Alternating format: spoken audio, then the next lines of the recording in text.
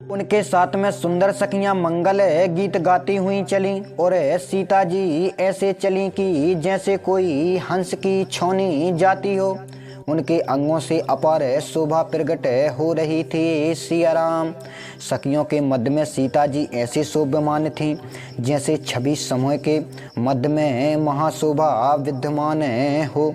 उनके हाथ में जयमाला ऐसे ही शोभा दे रहा था मानो संसार विजय की शोभा छा रही हो। सिया राम। शरीर में संकोच किंतु मन में बड़ा उत्साह था। भीतर प्रेम किसी को ना दिखा। निकट पहुंचकर राम की शोभा को देखा तो मानो जानकी जी चित्त लिखत के समान स्थिर हो गईं। सिया राम। तब एक बुद्धिमती सखी ने समझाकर कहा, इनको सुंदर जयमाला पहना दो। यह सुने दोनों हाथों में जयमाला उठाया तो सही, किंतु स्नेह के बस पहनाया नहीं जाता था। सिया राम। उस समय ऐसी शोभा हुई मानो डंडी युक्त दो कमल चंद्रमा को संकोच के साथ विजय माला देते हों। उस शोभा को देखकर सखियां गाने लगीं। इसी बीच सीता जी ने जयमाला पहना दिया। सिया राम। श्री रामचंद्र जी के हृदय में जयमाला देख देवताओं ने फूल बरसाए, जिसे देख समस्त राजा ऐसे संकुचित हो गए जैसे रात्रि विकासी कमल सूर्य को देखकर संकुचित हो जाते हैं। सिया राम। नगर और आकाश में बाजे बाजने लगे। दुष्ट लोग मलिन हो गए और साधु जनों को प्रसन्नता प्राप्त हुई। देवता, किन्नर, मनुष्य, नाग और मुनीश्वर सब जय जय जयकार कहकर आशीर्वाद देने लगे। सिया राम। देवताओं की सखियां नाचने गाने और बारंबार फूलों की लड़ियां बरसाने लगीं।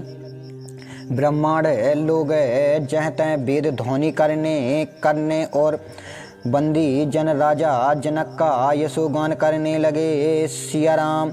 फिर तो श्री रामचंद्र जी ने धनुष को तोड़कर सीता को वर लिया। यह यश चारों ओर पाताल और पृथ्वी पर व्याप्त हो गया। नगर के स्त्री पुरुष आरती करने और धन का मोह छोड़कर न्यौछावर करने लगे। सिया राम। उस समय सीता जी राम की जोड़ी ऐसे शोभमान हुई जैसे शोभा और श्रृंगार एक साथ हों। सखियों ने कहा, हे सीते, अब प्रभु का चरण पकड़ो, परंतु अत्यंत भय के कारण वह उनके चरणों का स्पर्श नहीं करती थीं। सिया राम। अहिल्या की दशा का ख्याल करके सीता जी अपने हाथ से श्री रामचंद्र जी के चरणों का स्पर्श नहीं करती। उनकी इस अलौकिक प्रीति को जानकर राम जी हर्षित हुए। सिया राम। तब सीता जी को देखकर राजा लोग ललचाने लगे। वे मूर्ख मन ही मन कुड़ने लगे और अभागे उठ कर अपने बख्तरे पहनकर जह तह गाल बजाने लगे। सिया राम। कोई कहता, सीता को छीन लो और दोनों राजकुमारों को पकड़कर बांध लो। धनुष के तोड़ने से चाह की पूर्ति नहीं होगी। हमारे जीते जी राजकुमारी को कौन वर सकता है। सिया राम। यदि राजा जनक कुछ सहायता करें तो दोनों भाइयों सहित युद्ध में इन्हें भी जीत लो। यह सुन सुजन राजाओं ने कहा, ऐसे राज समाज को देखकर तो लाज भी लल जाती है। सिया राम। तुम्हारा बल प्रताप वीरता बढ़ाई तो धनुष के साथ ही चली गई, वहीं पराक्रम है या और कहीं से पा गए। यदि यही बुद्धि है तो जानो ब्रह्मा ने मोहे में का लिख ही लगा दिया है। सिया राम। हे मूर्ख, ईश्वर और मद मोह को त्याग कर श्री रामचंद्र जी के नेत्र भरकर देख लो, नहीं तो रामचंद्र जी का क्रोध प्रचंड अग्नि समान है। जानबूझकर पतंग क्यों होते हो सिया राम?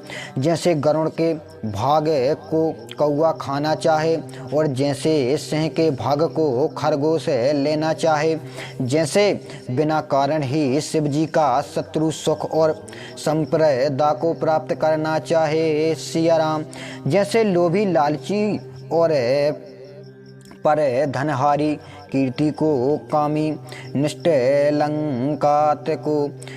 निष्ठलंकाता को चाहे और जैसे भगवान के विमुख अच्छी गति चाहे। हे राजाओं, तुम्हारा लालच भी वैसा ही है सिया राम। उस कोलाहल को सुनकर सीता जी शंकित हो गईं। तब जहाँ रानी थीं सखियाँ उन्हें वहाँ लिवा ले गईं। श्री रामचंद्र जी सीता जी के स्नेह को बखानते हुए गुरु जी के पास चले सिया राम। सीता सहित रानियाँ चिंता के बस हो गईं कि देखो विधाता अब क्या करना चाहता है। लक्ष्मण जी राजाओं के वचन सुनकर क्रोध हैं और राम जी के भय से कुछ बोलते नहीं सिया राम। वे लाल लाल नेत्र टेढ़ी भौहों से क्रोधयुक्त राजाओं को ऐसा देखते हैं मानो मतवाले हाथी को मारने के लिए कोई सिंह का बच्चा बड़े चाव से देखता हो सिया राम। ऐसी खलबली को देखकर नगर की स्त्रियां व्याकुल हो गईं, स्वर से राजाओं को गाली देने लगीं। उसी समय शिव जी के धनुष को भंग हुआ जानकर परशुराम जी वहां आ गए सिया राम। उनको देख समस्त राजा लोग डर कर ऐसे छिप गए जैसे बाज को देखकर लवा पक्षी छिप जाता है।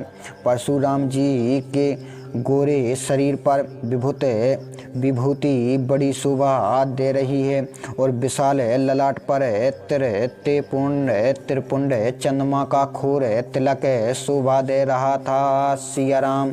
उनके सिर पर जटा और चंद्रमा का सा सुंदर मुख क्रोध के बस कुछ लाल हो गया था। भौएं टेढ़ी किए लाल नेत्रों से जिधर ही देखते बड़े क्रोध ज्ञात होते थे सिया राम। उनका बैल के समान ऊंचा कंधा, चौड़ी छाती और लंबी भुजाएं थीं जो सुंदर जनेऊ पहने थे। वे दो तरकस बांधे तथा हाथ में धनुष बाण और कंधे पर फरसा रखे हुए थे सिया राम।